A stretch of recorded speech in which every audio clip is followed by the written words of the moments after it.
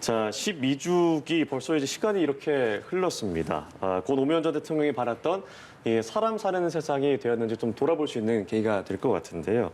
자, 올해도 지난해와 마찬가지로 코로나 영향으로 이 참석 인원이 좀 제한이 됐습니다.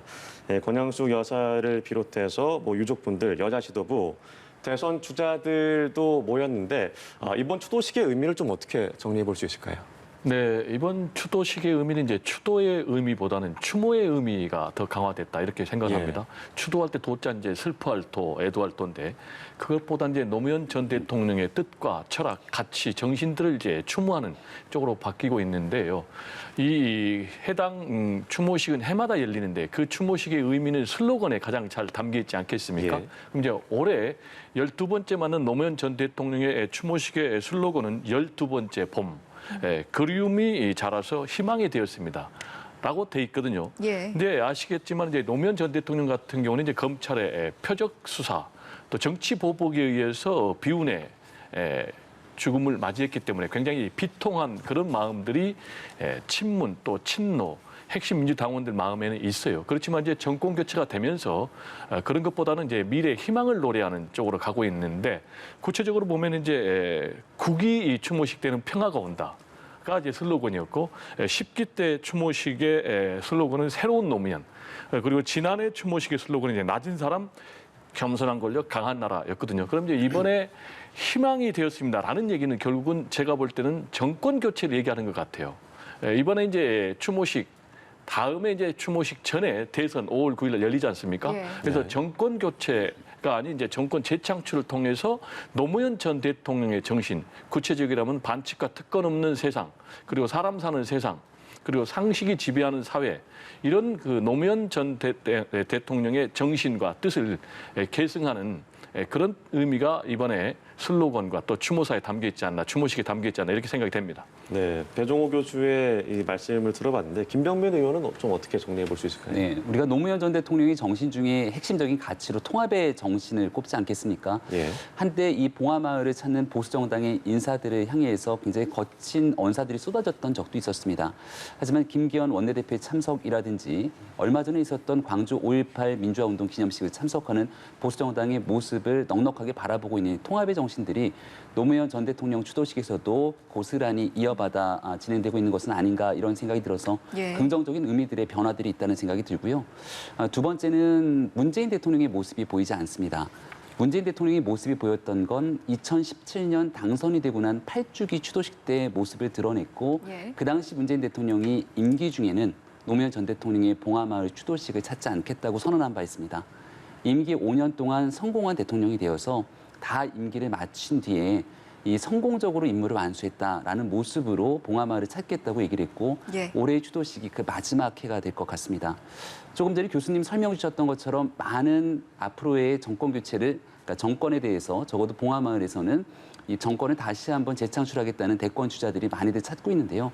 지금 있게 되는 1년의 기간 동안의 성과를 바탕으로 문재인 대통령이 2017년에 노무현 전 대통령 묘소 앞에서 했던 그 약속이 지켜질지 여부가 남은 기간 안에 달려있는 굉장히 중요한 추도식의 의미들을 지금 아마도 저 앞에 있는 정치인들은 남다른 의미들을 갖고 있지 않을까 생각이 됩니다. 여권 대권 주자들도 봉화마을을 찾았습니다. 이낙연, 정세균 전 총리를 비롯해서 많은 인물들이 이번에 참석을 했고 그런데 이재명 지사는 참석은 하지 않은 것 같고 대신 SNS에 글을 좀 올린 것 같더라고요. 그렇습니다. 이제 이재명 지사 같은 경우는 전략적인 접근을 하고 있는 것 같아요.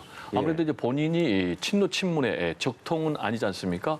그래서 봉화마을 하면은 노무현 전 대통령의 묘역이 있는 친노 친문의 성지가 같은 게 그런 곳이기 때문에 본인이 직접 참배하기는 조금 부담이 된 것 같아요. 그래서 이미 곽상은 변호사, 노무현 전 대통령의 사위죠. 함께 봉화마을을 찾아서 묘역에 참배를 했고요.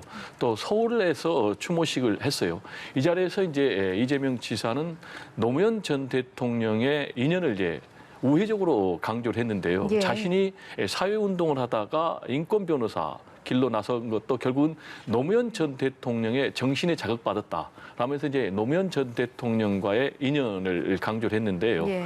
역시 이제 이재명 지사 같은 경우는 친노 친문으로부터는 상당히 지금까지는 거부감과 비토감이 있기 때문에 외곽에서 세불리기를 통해서 대세론을 만들겠다라는 이제 그런 전략을 갖고 있어요. 아시겠지만 최근에 민주평화광장이라는 발기만 15,000명, 이해찬계가 핵심인 그런 이제 조직을 출범을 시켰고요. 예. 그리고 또 이제 성공 포럼이라고 그래가지고 현역 35명의 국회의원이 참여하는 그런 이제 띵크테크라고 일단 현역 의원들의 포럼을 출범을 시켰는데 그 포럼의 특징을 보면은 초선이 한 70% 차지하고 있다는 것, 그리고 박원순 전 시장계가 참여하고 있다는 것, 그리고 또 호남계 의원이 5명이 참여하고 있다는 것, 이걸 봐야 되겠는데 예. 앞으로 이제 계속해서 이재명 지사 같은 경우는 외곽에서 세불리기 행보를 통해서 친문들의 마음까지 잡아나가겠다. 그런 이제 행보를 계속할 것으로 그렇게 전망이 됩니다. 예. 추도식 참석 인원의 면면을 보면 뭐 여권의 유력 대권 주자들을 포함해서 민주당 지도부도 참석을 하고 이광재 의원도 참석을 했는데 보니까 국민의힘의 김기현 당대표 권한대행도 참석을 한 것 같아요. 네, 지금 현재 원내대표로 있고 전당대회를 준비하고 치르고 있는 기간이기 때문에 당대표 권한대행의 역할까지 하고 있습니다. 아마 국민의힘의 당대표가 새롭게 선출되고 나면 당대표도 자연스럽게 이 봉하마을을 찾아서 추모하게 되는 일들이 이어지게 될 텐데요. 예. 앞서 말씀드렸던 국민 통합에 대한 정신, 김종인 비상대책위원장이 지난날 국민의힘의 비대위를 맡으면서 정강정책을 바꾸면서도 가장 먼저 제기했던 것이 바로 이 국민 통합의 정신일 겁니다. 그렇기 때문에 지역 간의 갈등, 세대 간의 갈등을 극복하고 이념적으로 편가르기 해왔던 지난날을 극복하기 위한 이 많은 일들은 결국 고 노무현 전 대통령이 노무현 정신으로 국민 앞에 강조했던 일이기도 합니다.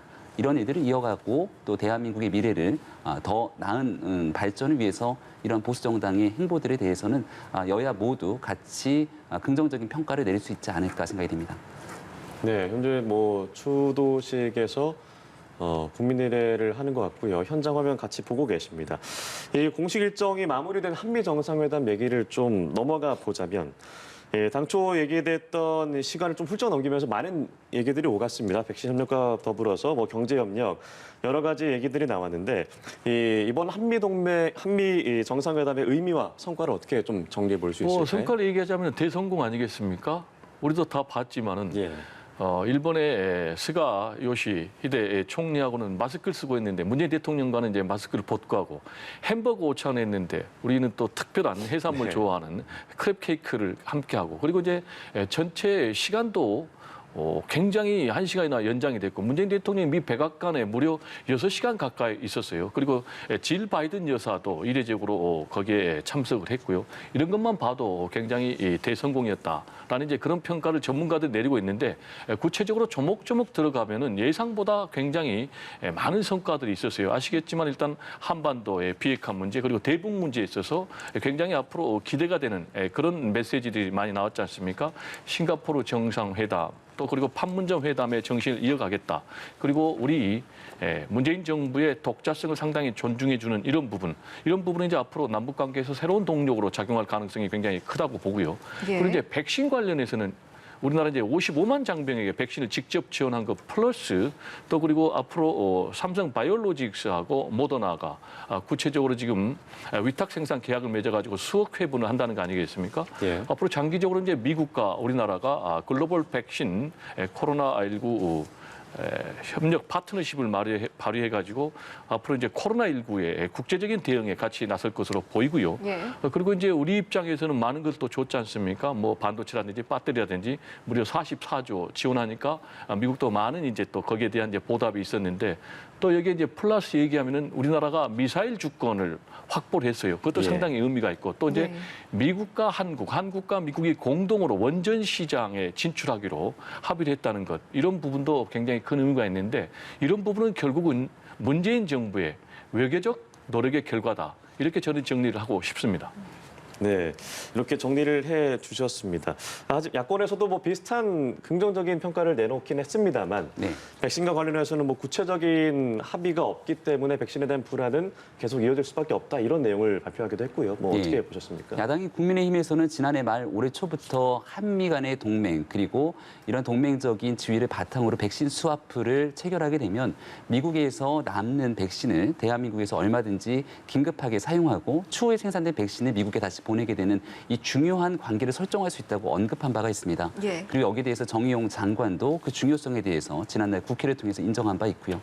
하지만 지금 백신에 대한 위탁 생산 등 굉장히 좋은 성과들을 가져왔음에도 불구하고 지금 백신은 하루하루가 사실은 집단 면역을 형성하기 위해서 매우 시급한 상황이기 때문에 조금 뒤에 진척될 수 있는 이 백신 위탁 생산 등에 대한 문제는 큰 성과로 볼 수 있지만 한두 달 기간 동안 이 시기를 앞당겨서 백신을 공급받을 수 있는 단기간의 성과에서는 과연 어떤 일들을 가져오게 된 것인지 이런 부분들을 좀 짚어볼 필요가 있는 대목으로 보입니다. 예. 그리고 두 번째로 경제적인 협력에 있어서도 많은 성과들이 있었습니다만 문재인 대통령과 문재인 정부의 성과인 것인지 아니면 대한민국의 경제력과 경쟁력을 바탕으로 미국의 투자를 결정한 기업들의 성과인 것인지에 대해서는 같이 복합적인 측면이 있기 때문에 여기에 대해서 40조가 넘는 투자를 미국이 하게 됩니다. 그러니까 미국 입장에서는 굉장히 필요한 시기에서 대한민국 기업들의 투자가 반가울 수밖에 없는 노릇인데 이를 토대로 대한민국에 있는 국익 발전에 기여할 수 있음에도 불구하고 많은 국내에 있는 국민들 입장에선 이 정도의 투자 금액이라면 대한민국에서 어려운 경제 일자리를 살리기 위해서 훨씬 더 많은 투자가 가능한 것 아니냐 이런 고민들을 갖고 있는 국민들도 계실 겁니다. 예. 복합적인 측면에서 한미 정상회담의 성과를 바라보고 이 내용들이 선언적 의미에 그치는 것인지 실효성 있는 결과를 가져오게 될지는 조금 더 지켜봐야 될 대목들이 있다고 봅니다. 예. 제가 이 부분과 관련해서는 국민의힘에서는 인정할 것은 좀 깨끗하게 인정하고 칭찬할 때는 좀 칭찬하는 그런 모습이 성숙한 제1야당의 모습이 아닌가 이렇게 생각이 돼요. 그러다 보니까 지금 국민의힘 대변인이 논평을 내놨는데 좀 오락가락해요. 왜냐하면 성과는 있었는데 백신이 구체적이지 않다. 앞으로 수급 계획. 근데 55만 명 장병에게 지원하겠다. 이보다 더 구체적인 게 어디가 있습니까? 그리고 삼성 바이오로직스하고 모더나가 앞으로 이제 3, 4분기에 7억 회분을 생산하기로 위탁 생산 계약을 맺었는데 이보다 더 구체적인 게 어디가 있습니까? 그런데 또 국민의힘 대변인이 기대감이 컸던 만큼 실망감이 컸다. 이렇게 얘기를 하면서 백신과 관련해서 얘기를 했어요. 그런 것은 결국 이제 계속해서 제1야당이 백신 접종을 하지 말라는 그런 불안감을 부추기고 있는데 지금 현재 이제 우리 정부 같은 경우는 6월 말까지 1,300만 명을 이제 접종을 하겠다. 예. 그래서 11월 집단 면역의 목표를 이루겠다. 그것보다 더 앞당기겠다라고 하고 있는데 지금 문제는 접종 예약률이 낮아요. 그래서 정치권에서 계속해서 백신의 불안감을 조장하는 그런 것보다는 이 부분에 있어서는 여야가 따로 없지 않습니까? 국난의 위기를 극복하는데 좀 성숙한 야당, 제1야당의 모습이 특히 필요하지 않나 이런 생각이 좀 듭니다. 예. 국민의힘 부분- 입장에서 여기에 대해서 하실 말씀 있으실 것 같습니다. 네, 백신에 대한 불안감을 증폭시켰던 일은 전혀 없다라는 점 다시 한번 좀 힘줘서 말씀을 드릴 수밖에 없습니다. 오히려 집권당에 있는 한 국회의원이 백신을 두고 올 초에 접종 문제에 대해서 백신 추적 물질이다 이런 불안감을 증폭시켰던 더불어민주당 의원의 행태를 지켜보면 과연 정치권에서 이런 백신 불안을 가져왔던 지난날의 행태를 좀 반성해야 되지 않을까 싶고요. 지금 국민의힘 입장에서 환영하면서도 걱정과 우려를 얘기할 수밖에 없는 이유 중에 하나는 지난날 문재인 대통령이 모더나 CEO와 통화를 통해서 2, 4분기부터 모더나 백신 굉장히 많은 분량들을 실제로 대한민국에 들여올 수 있다는 점을 국민 앞에 밝힌 바가 있습니다. 지금 이미 5월 말이 지나서 2, 4분기는 거의 다 지나가고 있음에도 불구하고 모더나 백신이 대한민국 앞에 보이지 않고 있는 부분들 충분히 국민들께서 인지하고 계실 거고요. 예약 접종률이 낮을 수밖에 없는 이유는 아스트라제네카 백신의 불안전성 등에 대한 국민적 불안감이 증폭되고 있기 때문이라고 분명히 말씀드릴 수 있을 겁니다. 여당과 야당 할 것 없이 어느 누구도 이 백신 문제를 두고 정부가 잘못되는 실패되는 길을 가기를 원하는 정당과 국민은 없을 겁니다. 다만 지난날 정부가 백신과 관련해서 있는 현상보다 훨씬 더 성과 위주로 국민 앞에 과대 포장돼서 얘기됐던 전력들이 있기 때문에 이러한 한미 정상회담의 성과에서 굉장히 크게 환영하면서도 이 일이 현실로 드러나기 위해서 반드시 거쳐가야 될 점들을 짚고 있다 이렇게 좀 이해해 주시면 좋을 것 같습니다. 예. 자. 의미와 성과를 좀 짚다 보니까 저희가 다양한 내용 내용을 다루다가 좀 백신에 대한 깊이 있는 이야기를 한번 해봤는데요. 이 못지않게 좀 주목을 받았던 내용이 북한과 관련해서는 어떤 이야기가 나올 것인가 이것이었습니다. 보니까 이번에 공동성명에도 판문점 선언이 명시가 됐는데 여기에 대한 의미를 좀 어떻게 바라봐야 할지. 판문점 선언 그리고 또 싱가포르 선언 이 정신을 그대로 이어가겠다라고 한미 정상이 공동성명을 통해서 구체적으로 밝혔다는 것은 굉장히 의미가 있습니다. 첫 번째로 한반도 비핵화에 대해서 목표를 같이 한다라고 했거든요. 그리고 또 방법과 관련해서도 무력이 아니라 제재만이 아니라 외교적 그리고 대화 그리고 또 굉장히 실용적으로 그리고 점진적으로 하겠다라는 의미는 굉장히 앞으로 한미 관계는 물론이고 남북 관계는 물론이고 북미 관계에서도 이 청사진의 신호탄이다. 굉장히 이제 긍정적인 신호탄이다라고 저는 이제 해석을 하거든요. 예. 특히 이제 싱가포르 선언 그리고 판문점 선언의 정상회담의 정신을 이어가겠다는 것은 구체적으로 얘기하면 이제 북한이 원하는 것은 적대시 정책을 좀 철회하고 그래서 정전협정을 평화 체제로 좀 바꿔달라라는 얘기인데 그게 다 싱가포르 선언에도 담겨 있고 판문점 선언에도 담겨 있거든요. 여기서 이제 더 중요한 것은 우리 남한 정부가 문재인 정부가 남북 관계에서 독자적인 영역을 확보했다는 거예요. 그 부분이 이제 구체적으로 보면 판문점 선언에 담겨 있는 내용들이거든요. 평화 협력에 대해서 구체적인 여러 가지 내용들이 담겨 있어요.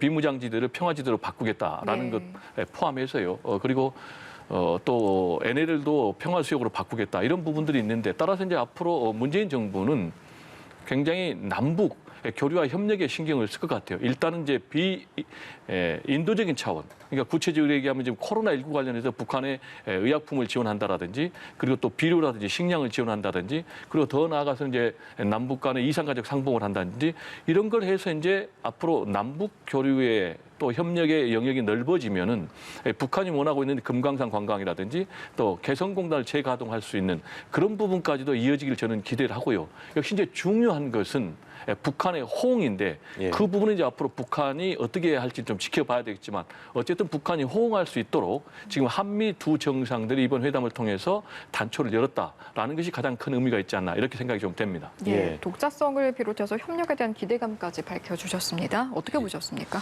판문점 선언에서 굉장히 많은 약속들이 있었지만 그 약속들이 지난 하노이 정상회담 노딜 이후로 북한에서 한 걸음 더 앞으로 나아가지 못했던 부분들 아마 많은 국민들이 지켜보고 계실 겁니다.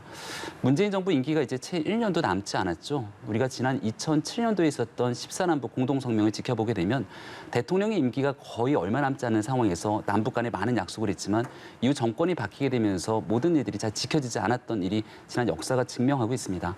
미국은 트럼프 대통령과 문재인 대통령이 같이 해왔던 많은 관계 속에서 이미 정권이 바뀌게 된 상황 그리고 대한민국은 임기 말에 있는 상황이기 때문에 지금은 대북 문제를 두고 최악의 상황으로 가지 못하도록 최소한의 장치들을 마련하는 것 이 정도의 성과들을 담보할 수는 있겠습니다만은 지금까지 해왔던 한반도 운전자론을 중심으로 이 남북 문제를 풀어낼 수 있는 주도적인 역할에는 한계가 있음이 여실히 드러나고 있는 상황입니다.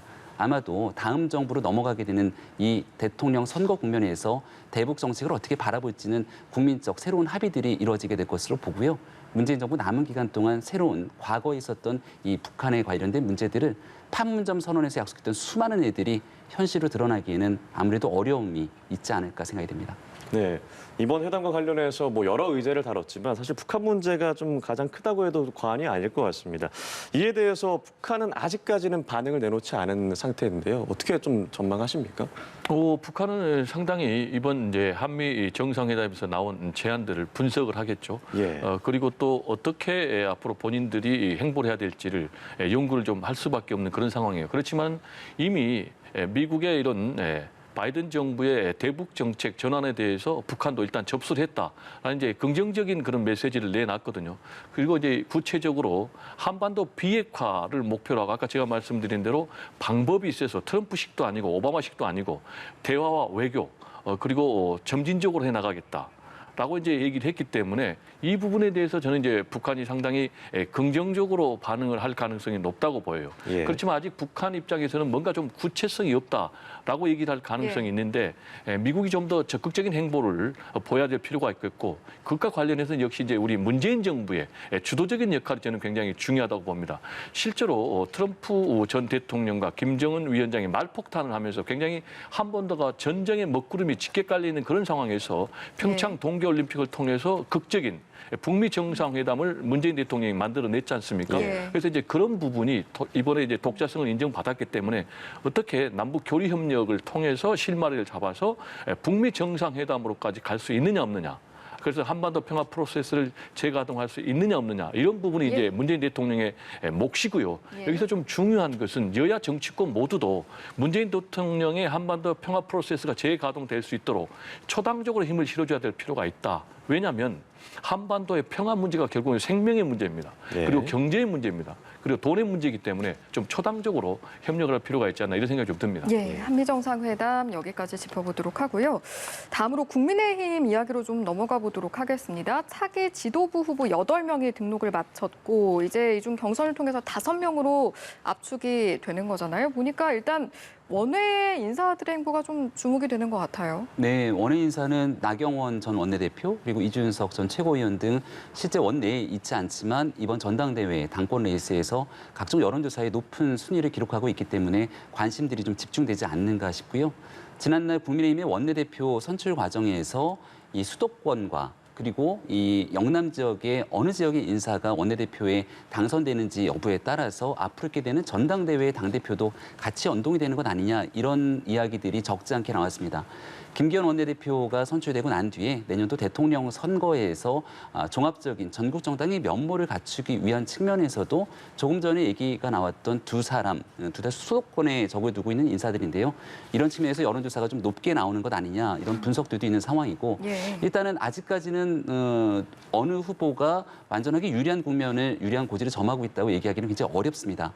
왜냐하면 최종적으로 여론조사만 가지고 당대표를 선출하는 것이 아니라 당원의 70%의 당심 그리고 30%의 여론조사를 바탕으로 당대표가 선출되기 때문에 5명의 예비 경선에 지금 8명 후보 중 5명이 어떤 주자들이 예비 경선을 뚫고 컷오프 안에 들어가는지 여부에 따라서 그 뒤로 당대표 선거에서 최종적인 승리에 나설 수 있는 사람의 윤곽들은 조금 더 그 정도 지점에서 드러나지 않을까 생각이 됩니다. 예. 네, 이번 전당대회와 연결을 해서 이 대권 레이스에 가장 주목되는 것이 이 윤석열 전 검찰총장의 행보가 아닐까 싶습니다. 이번 주에 이 공정과 상식이라고 하는 모임에 출범하기도 했고요. 물론 윤 전 총장이 직접 참석하진 않았습니다만 본격적인 등판의 시작이 아닌가라는 얘기가 나오는데 앞으로 윤 전 총장의 행보에 대해서는 좀 어떻게 좀 전망해 볼 수 있을까요? 윤석열 전 총장은 지금 굉장히 딜레마적 상황에 처해 있어요. 그게 무슨 얘기냐면은 자명이 계속 길어지면서 신비감 대신에는 피로감이 쌓이면서 일부 여론조사이긴 하지만은 이재명 지사에게 지지율이 뒤지는 그런 결과가 나오고 있거든요. 그렇다면 이제 본인이 직접 정치에 빨리 뛰어들어야 되는데 정치에 지금 직접 뛰어들 경우에는 그러면 이제 정치 검사가 아니냐. 과거의 검찰총장의 그런 살아있는 권력에 대한 수사들이 대권 도전을 위한 계산된 수사들 아니었냐라는 이제 그런 문제 제기에 직면하기 때문에 본인이 움직일 수도 없고 또 움직이지 않으니까 장기화되니까 석 달 가까이 되다 보니까 지지율이 하락하는. 그래서 이제 이런 딜레마적인 상황을 극복하기 위해서 아까 말씀하신 그런 33인의 띵크탱크의 모임이 발족한 것이 아닌가 이렇게 생각이 되는데요. 지금 이제 윤석열 전 총장 같은 경우는 크게 보면 한 4가지 행보가 있어요. 하나는 계속해서 외곽에서 메시지를 내는 것. 이번에 5.18 내놨지 않습니까? 그리고 두 번째로 이제 간접 행보를 하는 거예요. 이번에 또 이제 서울대 반도체 연구소 또 방문했지 않습니까? 그리고 또 대선 학습을 하는 거예요. 그리고 마지막으로 앵커께서 말씀하셨던 이제 33인의 띵크탱크가 출범한 그런 이제 행보인데 결국은 이제 이런 행보가 언제까지 갈 수는 없고 제가 볼 때 6월 11일 날 국민의힘의 당권 경쟁의 결과를 바라보면서 7월쯤에는 움직이지 않을까 이렇게 전망이 됩니다.